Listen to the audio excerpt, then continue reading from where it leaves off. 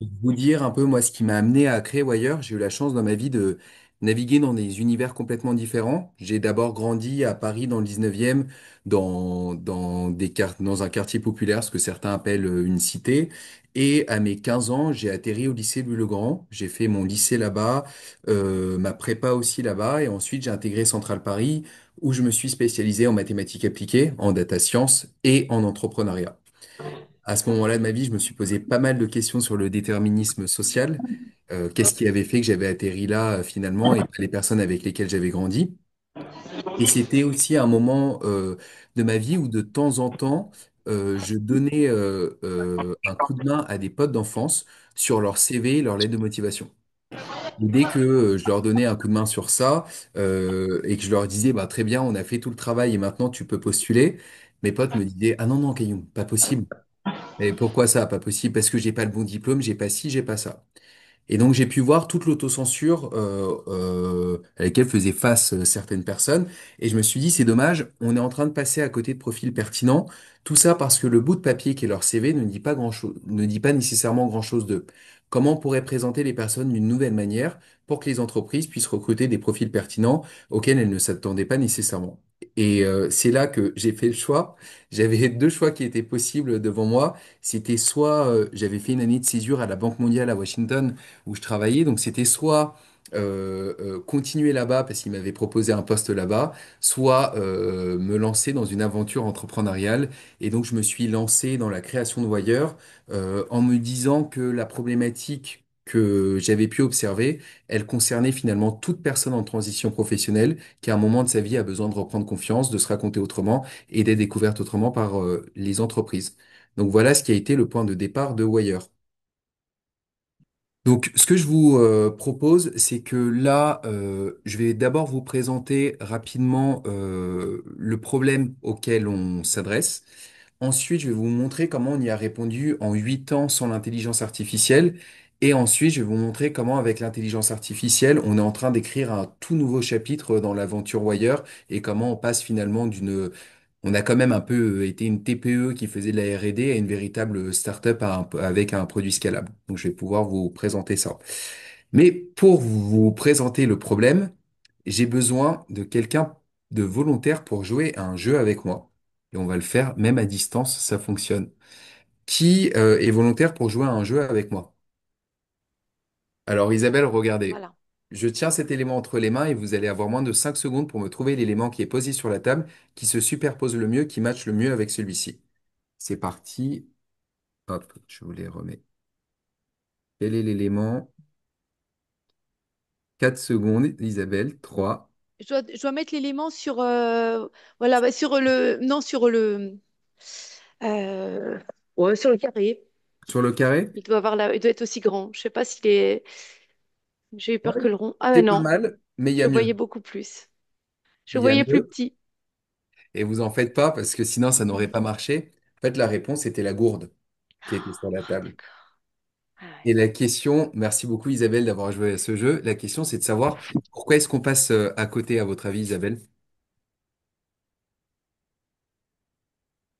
Parce qu'on part sur un petit objet, donc comme vous nous en montrez, qui sont trois similaires, et que Oui. vous les bougez, on est attiré par ça. Et on regarde pas, et on oublie en fin de compte la question, Ouais, peut-être. exactement. Moi, je vous induis en erreur avec ces petits bouts de Mm. bois qui se ressemblent et qui sont Oui. fabriqués de la même manière. Et deuxième chose, la gourde, elle n'est pas formatée comme les autres. Mm. Grâce à vous, on vient d'illustrer une situation qui est classique dans le monde du recrutement. Aujourd'hui, il y a de nombreuses entreprises qui peinent à recruter et pourtant, il y a des millions de personnes qui ont un profil pertinent qui passent sous les radars de recrutement. Et ce qu'on voit, c'est que le problème, finalement, c'est pas nécessairement un problème de pénurie de talent, c'est que personne ne sait les lire et que les Mm. outils RH actuels n'arrivent pas véritablement à lire leur potentiel. Ça, il y a trois raisons qui expliquent cela. Moi, dans ce jeu, j'ai joué le rôle de l'employeur. En général, l'employeur, c'est quelqu'un qui fait du copier-coller d'une offre qui existe déjà et qui exprime pas toujours bien ses besoins en qualité, en compétences. Et c'est d'autant plus vrai sur les métiers où on recrute des profils juniors, des métiers sur lesquels on va s'adresser à des débutants, soit sur des métiers en tension accessibles à des débutants, soit sur des profils juniors. La deuxième chose, c'est qu'ici, la gourde, c'était le candidat. Mais pour le candidat, c'est pas toujours simple d'identifier ses qualités, ses atouts, ses compétences, et encore moins de les valoriser. Et aujourd'hui, les outils classiques de recrutement, que ce soit le CV ou la lettre de motivation, on voit bien que ce sont des outils qui n'arrivent pas à révéler les talents véritables des personnes. Et c'est d'autant plus vrai pour les publics qui sont en insertion, pour les publics qui sont en reconversion ou les publics qui sont vraiment juniors. Et donc, il y a tout un vivier inexploité de talents. Et enfin, la troisième raison, c'est que aujourd'hui, la plupart des entreprises utilisent plutôt des plateformes de recrutement pour recruter. Mais ces plateformes de recrutement-là font du matching qui est basé sur des ensembles de données qui sont erronées. On a des mauvais CV d'un côté, mauvais dans le sens pas la bonne information, des mauvaises offres d'emploi de l'autre côté. Et donc finalement, vu que c'est mal défini, c'est difficile de provoquer la belle rencontre. Et donc on a des outils RH qui font du tri, mais qui ne savent pas qualifier le potentiel. Une fois qu'on dit ça, la solution, elle paraît très simple. Il suffit de faire émerger les bons critères. Oui, je partage mon écran, pour l'instant, c'est pas nécessaire. Il suffit de faire émerger les bons critères du côté de l'employeur, de révéler le potentiel caché des personnes, et là, on peut provoquer la rencontre entre les deux. Et ça, c'est ce qu'on fait chez Wire. Et pour ça, comme je vous le disais, on permet aux entreprises de détecter les profils pertinents auxquels elles s'attendaient pas nécessairement grâce à une IA qui va les révéler au-delà du CV et des offres traditionnelles. Avant de vous parler exactement de ce qu'on fait depuis qu'on a mis en place l'IA, moi ce que je vous propose, c'est plutôt de vous ramener quelques années auparavant, parce que nous, ça fait 9 ans qu'on existe. Et il y a 9 ans, j'avais envie de mettre en place l'IA parce que je m'étais spécialisé dans ça. Donc je m'étais dit, bah, tiens, on va utiliser l'intelligence artificielle au service de l'emploi. Mais là, à ce moment-là, on s'est rendu compte que la problématique, c'était pas une problématique technologique, mais véritablement de savoir faire émerger les bonnes données d'un côté comme de l'autre. Et donc, à ce moment-là, je me suis lancé deux défis. Le premier défi, ça a été de me dire, je veux réussir à révéler le potentiel caché, même des personnes, des publics, soi-disant les plus éloignés de l'emploi, et créer une solution numérique qui était accessible même à ce type de public-là. Ça a été le premier défi. Le deuxième défi, comme vous le savez, on est une entreprise, donc il faut bien le vendre à quelqu'un. Donc l'idée, c'était d'être en capacité de vendre notre produit sur le marché de l'insertion professionnelle qui est un marché où on va se le dire, le moindre centime compte, et c'est un marché où très souvent, c'est la gratuité qui règne. Je vais vous divulgacher un peu tout ce qu'il s'est passé. On a bien réussi à le faire, et pour ça, là, je vais vous montrer. On a créé une méthode d'accompagnement et une plateforme pour pouvoir mettre en lumière les candidats au-delà du CV traditionnel. Et pour ça, je vais en profiter, comme on est en visio, je vais en profiter pour faire une démo plus vivante que via les slides. Là, je vais vous demander de vous projeter dans la tête d'un recruteur. Je vous montre ce CV et vous allez essayer de deviner, à votre avis, quel est le projet professionnel de ce jeune. C'est un jeune qui a été ouvrier agroalimentaire, employé commercial, pardon, ouvrier agroalimentaire, ouvrier polyvalent, vendeur stagiaire, employé libre-service. Il s'est formé en tant que technicien de maintenance. Il a eu un bac pro commerce et le brevet des collèges. À votre avis, quel est son projet professionnel?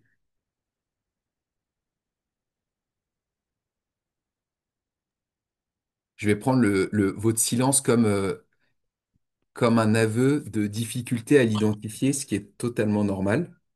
C'est clairement sur la base de son CV, c'est très dur de deviner son projet professionnel. Je vais On a vous... l'impression qu'il Oui, cherche, oui, allez. qu'il prend n'importe quel emploi du moment pour travailler. Exactement. Alors qu'en réalité, pas du tout. Adrien, il voulait être couvreur.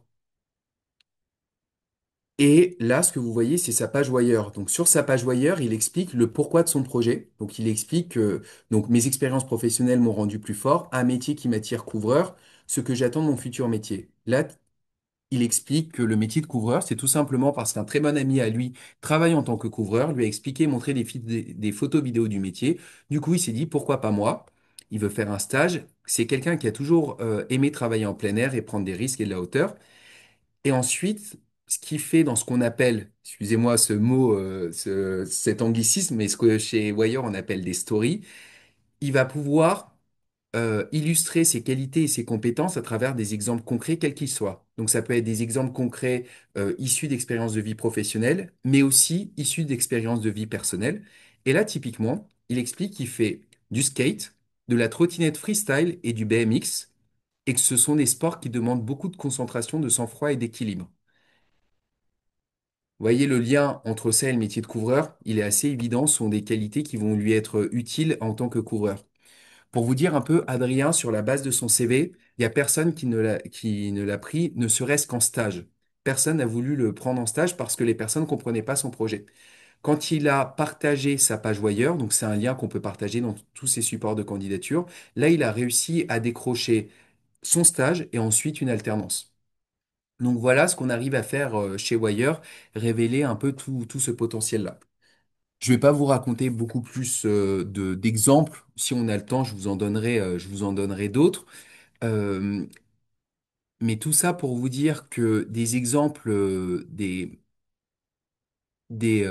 exemples comme Adrien, nous, on en a eu plus de 15 000 qui sont passés par notre plateforme. Ça a été à la fois des publics soi-disant éloignés de l'emploi, des jeunes, des adultes. On a eu des publics diplômés, beaucoup de personnes en reconversion, des personnes aussi en exil et quelques personnes en situation de handicap. Et ça a été possible parce qu'on s'est déployé dans plus de 80 structures clientes, principalement dans des structures d'insertion professionnelle comme les missions locales. C'est vraiment les missions locales, donc des associations qui accompagnent des jeunes dans leur insertion professionnelle. Et on s'est aussi déployé dans quelques organismes de formation et quelques universités. À l'époque, ce qu'on vendait à ces structures-là, c'était une formation à notre méthode d'accompagnement et à nos outils. Donc, on formait les conseillers en insertion professionnelle ou les coachs à notre méthode d'accompagnement et à nos outils. Et elle payait également un abonnement en fonction du nombre de personnes, des licences en modèle SaaS, en fonction du nombre de personnes qui passaient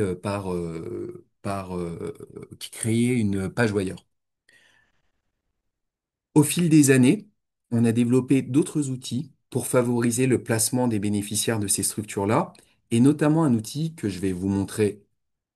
Vous avez de la chance, vraiment la visio facilite tout, parce qu'on peut faire des vrais démos sans avoir peur de l'effet démo, parce qu'on est plus en contrôle de nos outils. Donc, notamment l'outil WireTech qu'on a développé.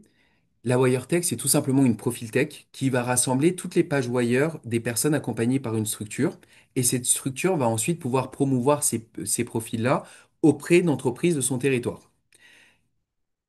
Je vais vous donner un exemple très concret. Il y avait un joaillier qui cherchait à recruter et il avait beaucoup de difficultés dans ses recrutements. Ça faisait 8 mois qu'il trouvait personne. Il s'est adressé à une chargée de relations entreprise de la mission locale de son territoire et lui a demandé, excusez-moi, moi je cherche quelqu'un dans la joaillerie. Elle a dit, ben, il me semble pas que dans les jeunes qu'on accompagne, il y ait quelqu'un qui soit dans la joaillerie. De quoi, monsieur, avez-vous besoin véritablement en termes de qualité et de compétences? Et là, il a dit, mais j'ai avant tout besoin de quelqu'un. Enfin, il a dit, après quelques négociations, bien sûr, il a dit, j'ai avant tout besoin de quelqu'un de minutieux.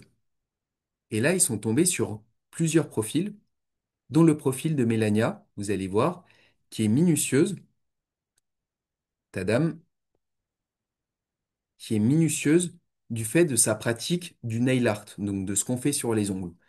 Et donc là, il s'est dit, ben, c'est génial, c'est à la fois quelqu'un qui est minutieuse, mais qui a aussi ce sens esthétique. Il lui a proposé un stage d'une semaine pour découvrir le métier. À l'issue de ce stage-là, qui s'est très bien passé, il a proposé de la recruter, de la former en interne. Initialement, Mélania, ce qu'elle avait envie de faire, c'était d'être agent administratif au prothésiste ongulaire. Donc rien à voir. Mais voilà comment Wire a permis aux deux cette rencontre inattendue et d'ouvrir le champ des possibles. Donc ça, c'est ce qu'on a fait pendant plusieurs années. Juste peut-être pour vous donner aussi un aspect un peu de chiffres. Je vous ai parlé des organismes de formation. Autant dans les structures d'insertion, c'est difficile de capter plein de chiffres parce que de leur côté, enfin, il y a ils ont des milliards de choses à faire et pas nécessairement toujours la, le, cette stratégie-là sur tous les chiffres, en tout cas, mais dans les organismes de formation avec lesquels on a travaillé, là, Ifocop, c'est un organisme de formation qui a fait appel à Wire parce qu'ils avaient du mal, ils forment des personnes qui sont en reconversion dans différents métiers. Nous, on a travaillé avec eux sur tous les métiers du numérique et ils avaient du mal à placer les apprenants en entreprise. Et donc, après la mise en place de Wire, ils ont augmenté de plus de 20% leur taux de placement et ils ont nécessairement augmenté leurs revenus parce que le modèle d'Ifocap, c'est qu'à chaque personne placée en stage, ils touchent 6 000 euros. Donc, voilà le type de choses qu'on a pu faire. Ça, ces belles histoires-là que je vous montre, oui, effectivement, je pourrais vous en raconter beaucoup. Il y en a eu beaucoup, mais à mon goût, il n'y en avait pas eu assez. Et c'est vraiment là que l'IA intervient. Aujourd'hui, grâce à l'IA, pour nous, c'est un vrai changement parce qu'on va vraiment pouvoir changer d'échelle et accélérer notre développement. C'est un nouveau chapitre qui s'ouvre parce que pendant 8 ans, on a été une TPE qui a fait de la R&D et maintenant on peut revenir à l'état de start-up qui a un produit scalable et je vais vous montrer pourquoi. Parce que pendant 8 ans, on a développé cette méthode-là pour faire émerger les informations pertinentes chez les candidats. On a collecté plus de 50 000 histoires. Toutes les pages que je vous ai montrées, ça a été autant d'histoires qu'on a pu collecter. Et on a créé tout un référentiel. C'est ce que je vous montrais là quand vous voyez les mots-clés là qui sont sur le côté gauche. C'est tout un référentiel aussi qu'on a créé de notre côté. Ce qu'on a fait pendant 8, ce qu'on a fait, c'est qu'on s'est servi de toutes ces données-là pour entraîner des IA et pour créer de nouveaux produits et on en a créé un nouveau. Maintenant, on a un coach IA qui accompagne les candidats de l'identification de leurs atouts à la préparation aux entretiens en passant par la génération d'outils de candidature percutants. Je vais vous montrer. Et le deuxième produit qu'on est en train de développer cette fois-ci, c'est un assistant recruteur IA pour les entreprises. Le premier produit sur le coach IA, si vous me dites, si jamais vous voulez me stopper dans la présentation avec une mini question, ça me troublera pas, absolument pas. Le, le premier produit, le Coach IA, il est simple. On a créé d'abord des chatbots pour faire émerger le potentiel. En fait, ce sont des chatbots qui vont reproduire notre méthode d'accompagnement qui est basée sur l'approche narrative et la maïotique. Ça va interroger les personnes, leur poser plein de questions, et à l'issue de ça, ils vont proposer une synthèse qui présente le projet de la personne. Et on a créé exactement les mêmes chatbots pour permettre aux gens de valoriser leurs qualités et leurs compétences. On a aussi créé des générateurs d'outils de candidature percutants. Aujourd'hui, sur Wire, on peut bien sûr créer sa page Wire, mais on peut aussi générer des lettres de motivation qui sont authentiques, qui reprennent vraiment des informations qui comptent pour le recruteur et qui sont personnalisables en fonction, qui prennent les infos du CV et même de l'offre d'emploi si on le souhaite. Et enfin, une des problématiques qu'on voyait, c'est souvent les candidats peuvent avoir les meilleurs outils du monde. Dès que vous les mettez en situation d'entretien, les personnes vont perdre leurs moyens.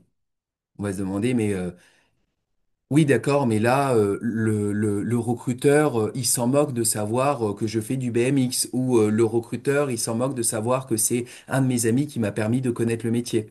Et ça, c'est autant d'informations. On a des gens qui, dès qu'ils arrivent en entretien, perdent tous leurs moyens et n'osent pas n'osent pas se valoriser. Et donc, on a créé des outils, un générateur de scripts d'entretien qui les aide dans ça et un simulateur d'entretien. Ce coach IA-là que je vous ai montré, on le vend clé en main aujourd'hui via une plateforme SaaS avec possibilité de marque blanche. Et on le vend aussi à travers des API dédiés. Nos clients principaux sur le coach IA sont tous ceux qui ont pour enjeu de placer leurs bénéficiaires. On a commencé par le marché de l'insertion professionnelle avec les publics soi-disant éloignés de l'emploi, donc les missions locales, les plis. Là, on est en train de signer avec l'ADAPT pour l'accompagnement des personnes en situation de handicap. On s'est développé ensuite sur les organismes de formation, les universités, les écoles. Et là, l'idée, c'est de pouvoir passer de cette entrée d'insertion-là à vraiment une intégration et l'ouverture d'un nouveau marché. Et là, le nouveau marché vers lequel on veut se diriger, nous, ça va être le recrutement des profils juniors dans les grandes entreprises. En fait, la même IA que vous voyez qu'on a développée, bien sûr, pour révéler le potentiel caché des gens via ce coach IA-là, ben, cette même technologie peut venir intégrer des processus de recrutement existants pour enrichir la donnée du côté des entreprises pour que leurs ATS, donc leurs outils qui font du matching, puissent partir de meilleures informations pour ensuite trouver les candidats et détecter les profils les plus pertinents. Et nous, ça, on va se concentrer vraiment sur les profils juniors, les profils pénibles et donc stage, alternance, premier emploi, et les métiers en tension qui sont accessibles à des débutants. C'est vraiment là qu'il y a un enjeu d'aller au-delà du CV. Une fois qu'on aura démontré tout ça, bah là, on va pouvoir exploiter plus nos technologies et attaquer les marchés type groupe d'intérim et enfin, in fine, venir vraiment intégrer via des API les job boards des plateformes de recrutement pour enrichir leurs data et faire de meilleurs matchings. Donc ça, c'est sur vraiment le point marché. Et pour pouvoir faire tout ça, parce que je sais que Jean, maître du temps, doit se dire toc, toc, toc, ça va bientôt être la fin. Pour pouvoir faire tout ça, nous, ce qu'on va réaliser d'ici la fin de l'année, c'est une levée de fonds. La levée de fonds, elle va nous servir à vraiment finaliser et déployer le coaching à plus grande échelle, donc dans plus d'organismes de formation, universités. C'est vraiment sur le marché de l'accompagnement des transitions professionnelles. L'enjeu, c'est de devenir incontournable sur ce marché-là. L'autre chose, c'est de pouvoir lancer le développement des briques IA pour l'assistant recruteur IA et enfin de pouvoir démarrer le lancement sur le marché du recrutement des profils juniors. Voilà, donc la levée de fonds, elle va nous servir à ça. In fine, notre ambition, c'est vraiment de se dire, on va devenir le standard RH pour tous les recrutements où le CV ne suffit plus. Claude, vous avez une question? C'est très bien. Est-ce que Voilà, j'ai essayé de respecter à peu près le timing, donc je vous ai pas tout dit. Donc Claude, je prends votre question avec grand plaisir. Ben, merci beaucoup pour ta présentation. On a la chance, je pense, d'avoir Isabelle, que son employeur n'a pas été cité, je pense, qui s'appelle France Travail. D'accord. Donc, où est la place de France Travail dans tout ton concept avec l'IA? Ouais. Alors, Isabelle, Désolé. c'est- mais c'est une excellente question. Alors, nous, ce qu'on veut faire avec France Travail, mais on a déjà, pour D'accord, ok. information, juste, Isabelle, on a été lauréat du premier challenge innovation de Pôle emploi à l'époque, en 2016, en 2016. Et ensuite, on a été accéléré par Pôle emploi Auvergne-Rhône-Alpes, et c'est grâce à ça qu'on s'est déployé dans le réseau des missions locales en Auvergne-Rhône-Alpes. Alors, France Travail, on a toujours été en contact et en lien avec eux. Nous, dans l'idéal, ce qu'on voulait faire, c'est simplement que France Travail puisse aussi utiliser nos Hmm. API et l'intégrer dans leur Leur processus. process. Hmm. Exactement.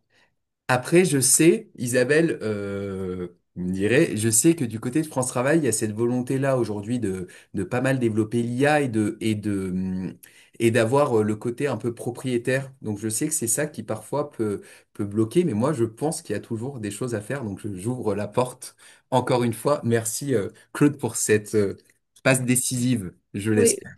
surtout qu'il n'y a pas que moi qui suis de France Travail là, voilà, D'accord. dans la Réunion. Voilà, oui, donc on entend en tous les cas, Caillou. Il y avait dans le chat, Olivier demandait pourquoi cibler uniquement les juniors et non la réinsertion assez forte post-Covid. Voilà exactement la question. C'est très bonne question. En réalité, quand je dis profil junior, il s'agit pas, c'est pas une question d'âge, parce qu'aujourd'hui, nous, on a des seniors qui passent par Wire. C'est vraiment pas une question d'âge. C'était simplement la spécificité. C'est nous, avant, on disait qu'on s'adressait à toute personne en transition professionnelle. Ce qui nous a longtemps été reproché sur, mais qui est votre cible principale? Donc nous, aujourd'hui, notre cible principale, c'est toutes les personnes pour qui le CV, on sait que le CV ne suffit pas. Voilà.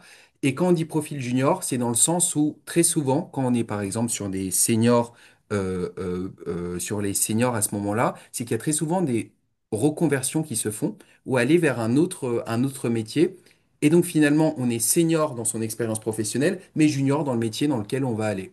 Donc voilà, c'est ça la nuance et la subtilité. On n'est pas du tout sur une question d'âge, parce qu'aujourd'hui, enfin, je peux vous le dire, on s'est déployé, on a fait des ateliers à Questembert dans le Morbihan, et c'était des ateliers sur des seniors, et des ateliers sur des seniors pas nécessairement à l'aise avec le numérique, dont certaines personnes qui n'avaient pas travaillé pendant une vingtaine d'années. Voilà, mais qui, parce que décès du conjoint, étaient obligés de se remettre au travail. Donc il n'y a pas de limitation à ce niveau-là. Antoine, Alors, ouais, alors, il y a deux questions.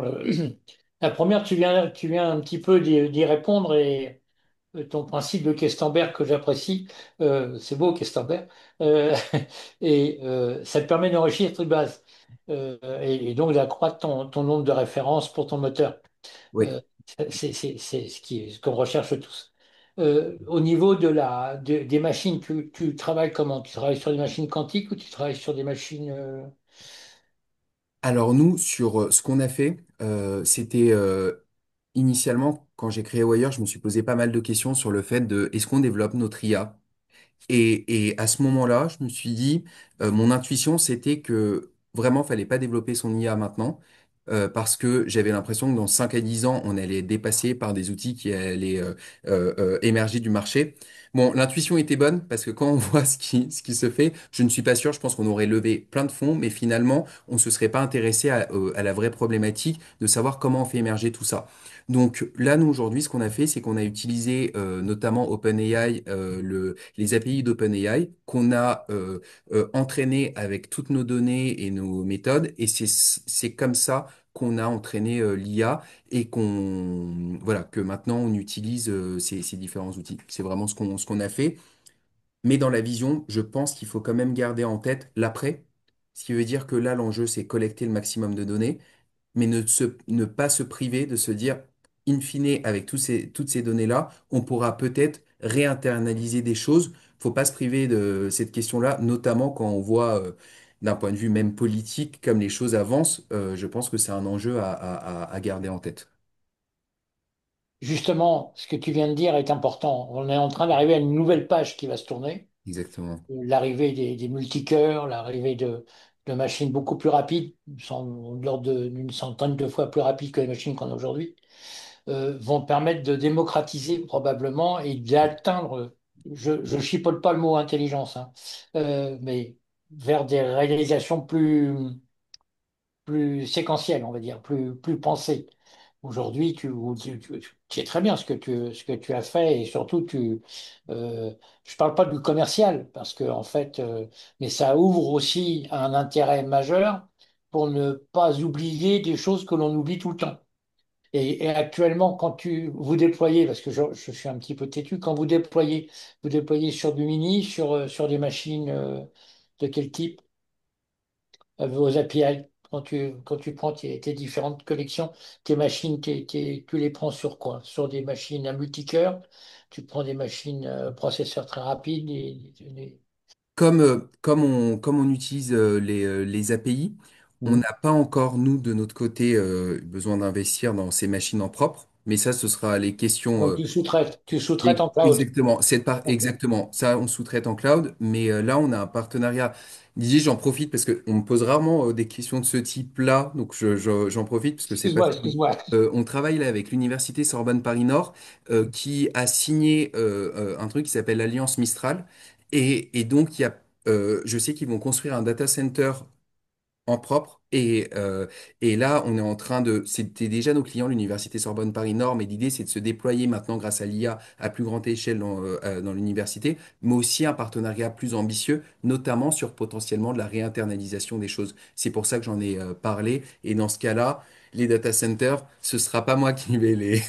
J'avais une question par rapport, à un moment, tu as cité des TPE, des personnes en difficulté, etc., très loin de l'emploi. Comment ça s'est passé, l'appréhension de l'outil, justement, par rapport, voilà, à la fois à celui qui recherche, à celui qui recherche un emploi et celui qui recherche un employé? Ouais, Comment ça alors, se passe? ça, c'est... Excellente question. Très souvent, nous, et je le dis, je sais que là c'est France Travail, mais très souvent, le frein, c'est plutôt la personne qui accompagne. Et non pas les bénéficiaires, que ce soit d'un côté comme de l'autre. Nous, on a formé énormément de conseillers en insertion professionnelle et même les directions, par exemple au départ quand on a commencé, les directions de mission locale nous disaient, non mais nos jeunes ne feront pas ça avant l'intelligence artificielle. Nos jeunes, vous n'arriverez jamais à faire ça avec eux. On leur a démontré le contraire au fur et à mesure. Et là, ce qui pour moi est le vrai challenge, c'est l'accompagnement au changement des personnes qui accompagnent. Parce qu'elles projettent énormément de choses et donc elles limitent typiquement les pages voyeurs. Il y a beaucoup de conseillers qui disent non, non, non, mais ça, vous partagez pas. Les employeurs, c'est pas ce que les recruteurs attendent. Et ensuite, on a fait des petits déjeuners avec des recruteurs. Là, je vais vous parler de la Mayenne, de Montluçon, vraiment, parce que comme ça, on me dit pas que c'est en plein milieu de Paris. Oui, effectivement, non.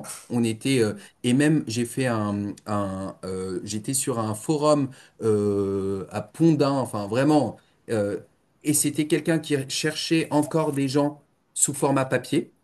Et je lui ai montré l'outil. Et là, c'était, ah, mais c'est génial parce que là, on voit qui c'est. En plus, c'est humain, etc. Moi, je sais pas lire les CV pour de vrai. Et donc là, j'ai une histoire, je comprends. Le petit jeune là que je vois, moi, j'aimerais bien le rencontrer. Donc, on s'est rendu compte au fur et à mesure que les freins, ils viennent pas des personnes. Ils viennent beaucoup plus des personnes qui les accompagnent, qui ont parfois peur à différents niveaux, peur d'être remplacé, peur de l'IA parce que ça fait peur, peur de l'éthique aussi qui se cache derrière ces outils-là, de se dire, oui, mais nous, on a dû montrer patte blanche, pour être très honnête, sur le comment on fait et leur expliquer que finalement, ça faisait déjà 8 ans qu'on le faisait, qu'ensuite on a retraduit des pratiques qu'on savait faire à la main et que ça a été tout ça. Donc voilà. Donc aujourd'hui, les publics, ça marche très bien. Il y a certains publics, Isabelle, quand on était dans le Morbihan à Questembert, il y en avait qui touchaient pas un ordinateur. Bien sûr que là, c'est la conseillère qui était à côté pour faire. Le résultat était au rendez-vous et la personne s'est sentie valorisée de pas non plus être écartée des outils numériques. Justement, par rapport à est-ce qu'il y a des alertes dans l'outil pour l'actualisation? Parce qu'on sait que ça peut être obsolète, y compris, par exemple, bah, dans le cas, Adrien, voilà, il a eu un souci pour appuyer de couvreur. Voilà, est-ce qu'il y a une alerte, voilà, dans Ouais, l'outil? alors jusqu'à maintenant, c'était beaucoup les personnes qui accompagnaient qui faisaient ce suivi-là. D'accord. Mais effectivement, ça fait partie des développements. Nous, notre outil, il évolue tout le temps, donc ça fait partie des développements qui sont sur la roadmap qu'on envisage de faire D'accord. complètement. D'accord. Ok. C'est la question de l'actualisation de toute façon des outils en général, c'est un vrai enjeu. Enfin, Oui, oui, parce qu'on sait que bah, la compétence n'est pas pérenne, les souhaits, bah, c'est normal, on peut vouloir faire telle chose et puis il y a une histoire de vie où et tout d'un coup on a un autre projet. Donc voilà, c'est effectivement c'est un vrai souci, hein, ça, partout d'ailleurs. Et les personnes peuvent créer plusieurs pages. Donc ça arrive sur l'aspect insertion. Sur les universités, les écoles, c'est assez facile parce que le chemin est tout tracé. Enfin, dans le sens, je me suis formé à ça, je cherche un travail dans Mm. ça, il y a une certaine logique. Mais en insertion, parfois, ce qu'on fait, c'est que les personnes créent une nouvelle page parce qu'elles ont leur vrai projet. Mais avant d'arriver à ça, bah, il y a un job alimentaire parfois qui est nécessaire. Et donc, elles peuvent créer D'accord. plusieurs pages. Ok. Ça, c'est un point Mm. et c'est une réalité. Je vois qu'il y a une question dans le chat sur l'état de la concurrence. Alors, d'un point de vue du coach IA que je vous ai montré, aujourd'hui, en termes d'outils, il n'y a pas véritablement de concurrence sur les outils. Il y a des alternatives, bien sûr. Les alternatives, c'est qu'aujourd'hui, par exemple, dans les organismes de formation qui utilisent maintenant Wire, c'était souvent des coachs qui viennent accompagner les publics, les apprenants à faire tout ça. Et même nous, on l'a fait pendant un temps. Et leur demande, ça avait été de pouvoir avoir un outil clé en main. Voilà, donc ça, c'est plutôt sur le coach IA, il y a ça. Il y a ce que Isabelle, clairement, ce que France Travail pourrait développer. Mais je pense Mm. que on a tout à gagner à plutôt travailler ensemble. Et sur l'aspect réutiliser l'IA via des API pour intégrer les processus de recrutement, là, nos concurrents, ça va être tous ceux qui viennent enrichir la donnée, qui viennent qualifier les candidats, et ça peut être ceux qui proposent des tests comme Assess First ou ce type de choses-là. Là, c'est vraiment du côté entreprise, c'est tous ceux qui viennent enrichir et mieux qualifier les candidats. pour répondre à la question d'avant, c'est pour ça qu'on a fait exprès d'avoir une différenciation aussi sur les profils en disant profil junior sur les métiers en voilà, parce que ça permet aux entreprises d'avoir une idée claire de pourquoi j'utilise Wire et pas un autre. La stratégie de vente. Alors là, aujourd'hui, sur le coach IA, nous, on attaque des têtes de réseau sur l'aspect insertion professionnelle. Par exemple, réseau des missions locales, réseau des EC, EPID, c'est vraiment des types de structures qui fonctionnent par réseau. L'ADAPT, on va commencer par travailler avec l'ADAPT Normandie. Et si il valide le premier déploiement en Normandie, là, ça fait un déploiement national. Donc voilà comme on fonctionne sur l'insertion. Sur les écoles, on vise les organismes de formation, les universités. Enfin, université, c'est déjà un grand nombre, mais sur les organismes de formation, on vise des organismes de formation qui ont un certain nombre, plus de 5000 apprenants, pour que ce soit d'abord, voilà, pour faire des déploiements conséquents. Et là, là, sur les grandes entreprises, on cherche des premières grandes entreprises partenaires qui recrutent des profils juniors ou qui recrutent sur des métiers en tension accessibles à des débutants pour pouvoir expérimenter et mettre en place notre nouveau produit avec ces entreprises-là. Vous Bon, vendez vos API pour une intégration dans d'autres systèmes complètement les grandes entreprises de toute façon avant on n'attaquait pas ce marché-là parce que c'était impossible pour nous de leur dire ah oui il faut utiliser la plateforme Wire pour non ça fonctionne pas comme ça dans les grandes entreprises il y a déjà des ATS Application Tracking System qui existent il y a tout un système et la demande des grandes entreprises c'est rentrer dans mon pipe rentrer dans mon processus à moi mais pas on peut pas faire un truc à côté, donc ça c'était une vraie problématique. Et là, via les API, c'est facile de leur vendre des choses. on dit que les jeunes ne regardent plus que maintenant les tickets restaurants, les horaires, les vacances, les Non, ponts, non, non, etc., non. Non, non, etc. il y a des jeunes qui bossent. Qu'est-ce que deviennent des jeunes? Qu'est-ce qu'ils disent les jeunes? Pense que je vais pas faire de généralité sur les jeunes, mais je peux dire certaines tendances de nous, ce qu'on a vu sur le terrain. Déjà, il y a plein de gens qui veulent juste travailler et qu'on leur fasse confiance, tout simplement. Enfin, et il y a vraiment ça.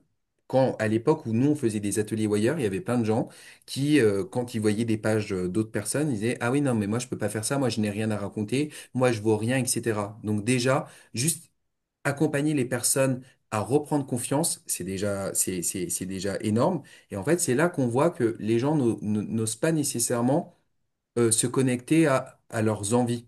Donc, Jean, je réponds un peu à côté de la Hmm. question, mais parce que je pense que c'est important de se dire, bah, à un moment, on s'intéresse à moi et on se demande ce que moi, j'ai envie de faire.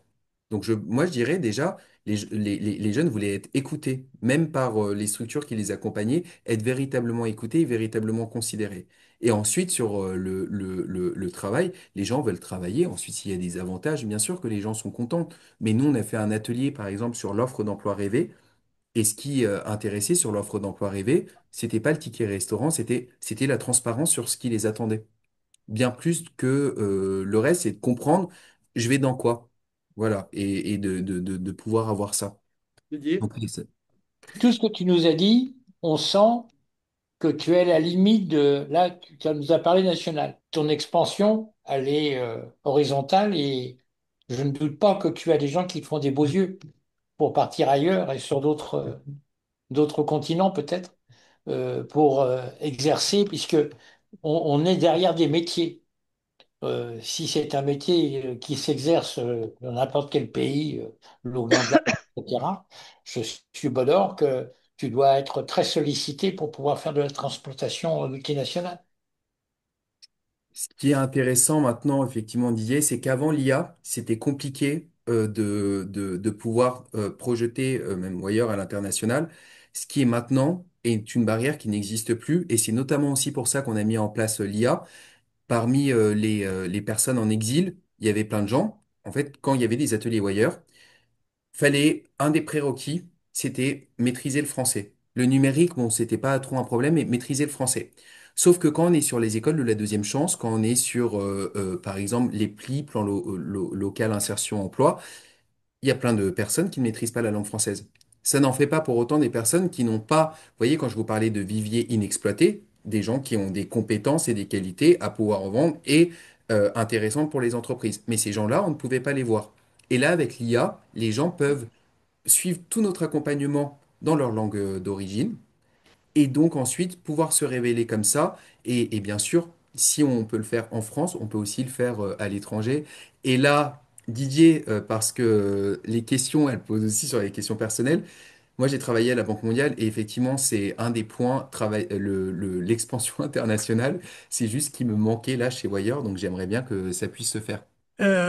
Oui, moi je suis administrateur de mission locale, Ah, donc je voulais savoir quel était l'état d'avancement parmi toutes les missions locales que tu as citées, si tu envisages un accord national ou quelque chose de ce genre, ou est-ce que c'est encore en phase de développement?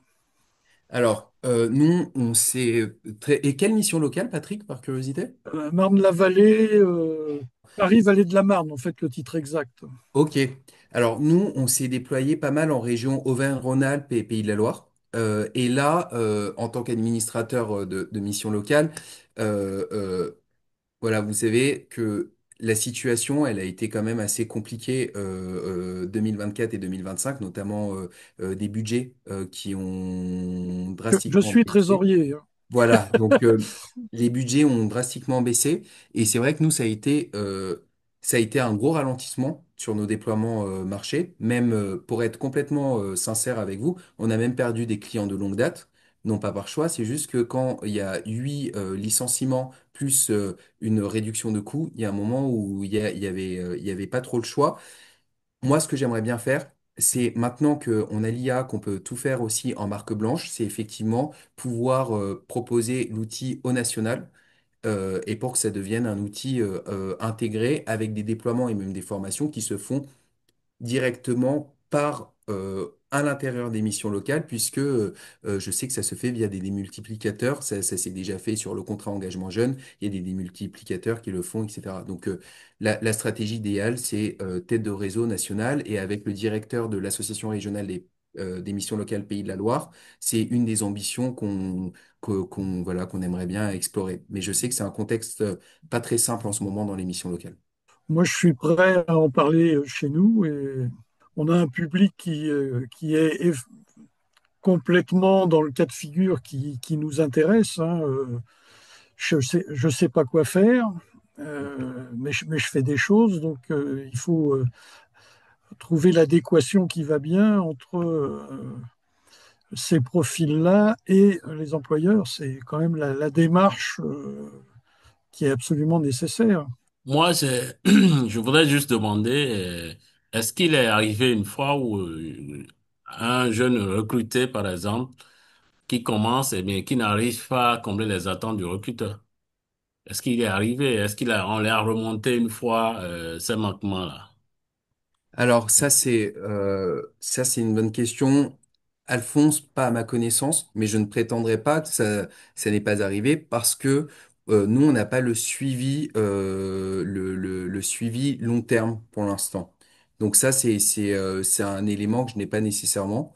Voilà donc je saurais pas répondre à ça, mais je sais que parfois, des personnes nous disent, voilà, j'ai eu la page, ça m'a permis de prendre une décision éclairée, je sais, sur la base de ces informations-là, que je n'ai pas envie enfin, ce profil-là, au vu de ce qui est mis en avant, ne correspond pas à mes attentes. Et ça, c'est très bien. Nous, notre prétention, c'est pouvoir mettre en avant les éléments qui permettent aux recruteurs de prendre une décision éclairée.